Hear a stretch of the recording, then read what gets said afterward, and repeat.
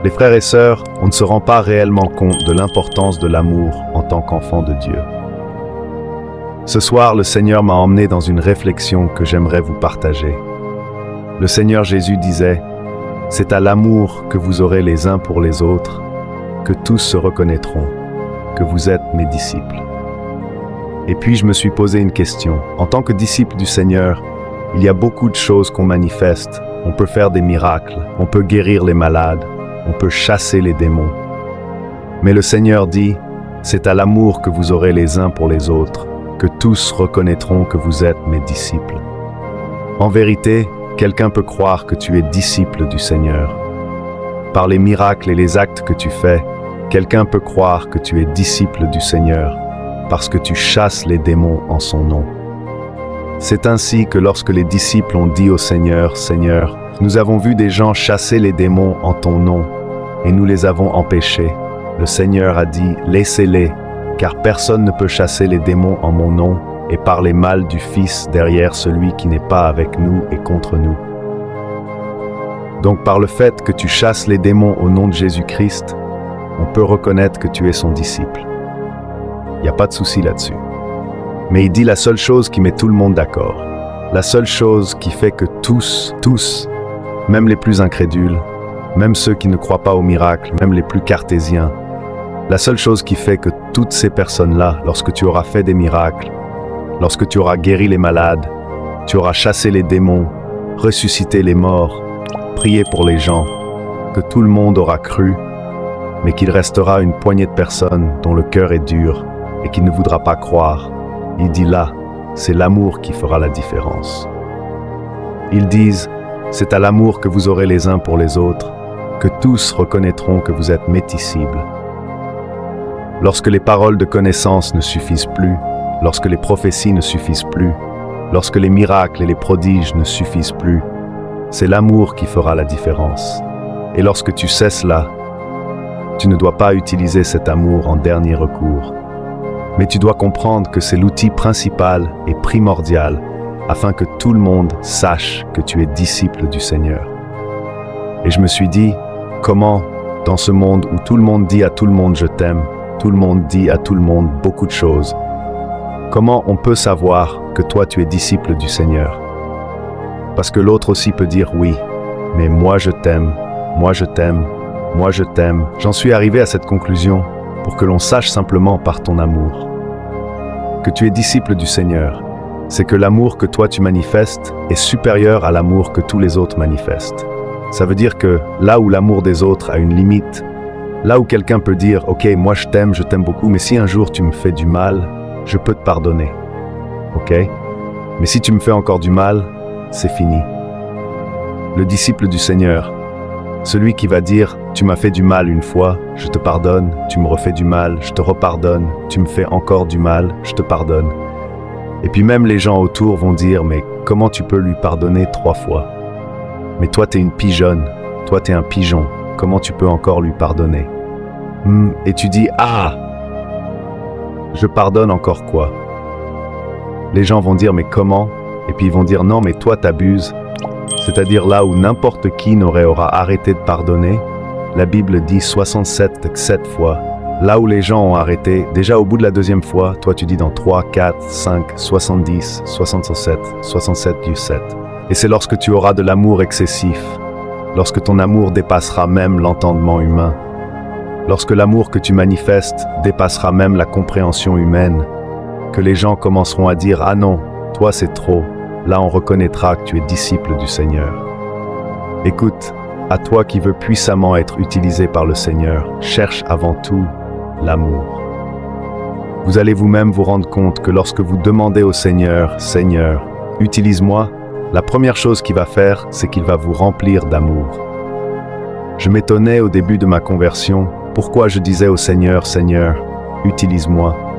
Et tout ce que je ressentais, c'était de l'amour pour les gens. C'est-à-dire qu'au début, je ne manifestais pas mes dons spirituels.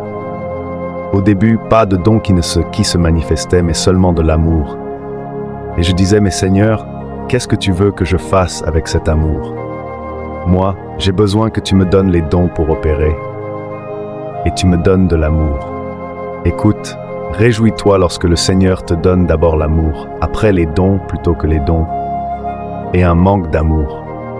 Parce que pour manifester les dons, tu dois désirer un amour excessif. La Bible nous dit dans le livre de Luc que lorsque Jésus était sur la croix, il y avait deux personnes, deux criminels, un à sa gauche, un à sa droite. Et puis il y a l'un des criminels qui lui a dit « Si tu es vraiment le Fils de Dieu, écoutez bien ce qu'il a dit. Si tu es vraiment le Fils de Dieu, sauve-toi toi-même et sauve-nous avec. » Lorsque j'ai lu ce passage hier, j'ai été interpellé par ce passage.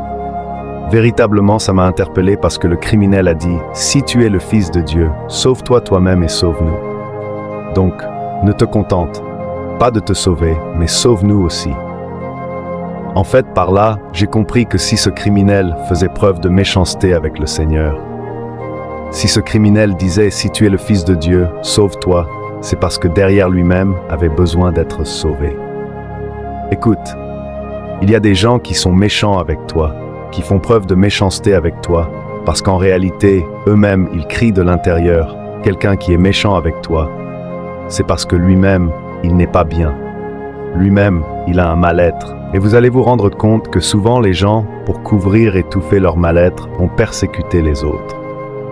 Souvent les gens qui martyrisent les autres sont ceux qui souffrent le plus, sont ceux qui se sentent le plus mal. Mais le fait de martyriser les autres, ça leur donne un sentiment de supériorité. Il a dit « Si tu es vraiment le Fils de Dieu, vas-y, sauve-toi. » Mais il rajoute « Sauve-nous aussi, sauve-nous aussi. » Et lorsque tu comprendras que personne n'est méchant, personne n'est mauvais sans raison, que personne ne fait gratuitement du mal, mais souvent, c'est parce que cette personne-là a mal elle-même. Et faire du mal à quelqu'un, ça permet d'extérioriser sa douleur, vous voyez? C'est comme lorsque tu as une blessure quelque part. Lorsque tu me blesses quelque part, lorsque tu vas appuyer sur la blessure, ça va te faire du mal. Mais au bout d'un moment, tu ne sentiras plus la douleur, parce qu'en te faisant mal, tu ne sentiras plus la douleur. C'est comme les personnes qui se font des choses à elles-mêmes avec des objets aiguisés, des objets tranchants. Ils disent quoi? Ils disent « ça me fait du bien » parce qu'il y a certaines personnes qui ont tellement mal et la seule manière de ne plus penser à cette douleur, c'est de faire mal. Donc soit de se faire mal, soit de faire mal aux autres. Et lorsque tu comprends ça, tu comprends que tout ce dont ce monde a besoin, c'est que tu sois le fils, la fille de ton Père. C'est que tu sois amour au-delà de tout entendement, au-delà de toute compréhension, au-delà de tout mal qu'on peut te faire. Tu manifestes l'amour avec débordement toi-même. Tu dis dans cette situation-là, je peux pas pardonner, mais je suis le fils, je suis la fille de mon Père. Je vais prier pour cette personne, je vais prier pour que mon cœur reste fidèle à la parole de Dieu. C'est ça le véritable amour. C'est l'amour qui étonne les gens, c'est l'amour qui surpasse l'entendement. Et on dit, toi franchement, je sais même plus quoi dire parce que je comprends même pas pourquoi tu pardonnes encore à ces gens-là. C'est cet amour-là dont la création a besoin. Et c'est cet amour-là qui se démarque de toutes les formes d'amour qu'on peut voir dans ce monde. Parce que les gens verront, ils diront « Ah, j'ai connu des gens qui aiment, mais toi, tu es vraiment fils, fille du Dieu vivant, tu es vraiment disciple du Seigneur. » Aimez sans réserve. Écoutez pas les gens qui disent « Ah ouais, mais toi, t'es trop gentil, t'es trop gentille. » Ne laissez pas le monde éteindre votre lumière. Aimez sans réserve. Aimez vos prochains. Pardonnez plusieurs fois. On vous fait mal. Pardonnez encore. On vous refait mal. Pardonnez encore. Il n'y a pas de limite à la manifestation de l'amour sans mesure, sans mesure. Que les gens soient étonnés par l'amour que vous avez, par la capacité à pardonner et par la bonté. Donc faites preuve. Alors tout le monde reconnaîtra. Même si peut-être tu ne manifestes pas tes dons spirituels pour le moment, ou alors tu as du mal parfois à prêcher simplement par ton amour, tous sauront du disciple du Seigneur. Vraiment, méditons là-dessus et soyez bénis.